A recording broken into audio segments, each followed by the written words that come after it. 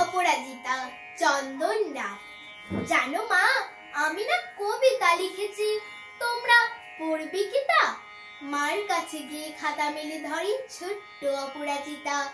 রাগী চোখে মেলে মা তাকে বলেন, মাথা কি খারাপ হলো? ছাইপাশ সব না লিখে বরং অঙ্কের খাতা খোলো। গুটি গুটি পায়ে গেল সে বাবার কাছে। কবিতা লিখেছি? ও বাবা, তোমার দেখার সময় আছে? মুখটি না তুলে বললেন বাবা, কবিতা লিখেছো? বেশ, করবো তো বটে, আগে খবরের কাগজটা করে শেষ। অগত্যা গেল দিদিটির কাছে। ডাকলো সে, দিদি আয়, দেখ না কেমন ছবিটা এঁকেছি ছোট্ট এই কবিতায়। দিদির দু চোখ টিভির পর্দায় ঝলমলে রোশনাই। বলল, কবিতা তুই লিখেছিস? কবিতা ওটা ছাই। অপরাজিতার চোখ ছলো ছলো, বুকে কান্নার ঢেউ। তার লেখায় প্রথম কবিতা দেখলো না পড়ে কেউ।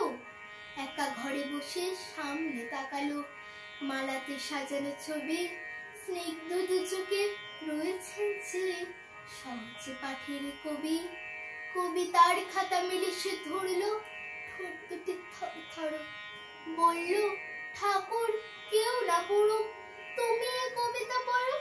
কি জানি কি করে কি যে হয়ে গেল। এ কথার সাথে সাথে রবি ঠাকুরের মালা থেকে ফুল ঝরলো সেই খাতাটিতে। মনে হলো তার সামনে দাঁড়িয়ে বুঝি রবীন্দ্রনাথ।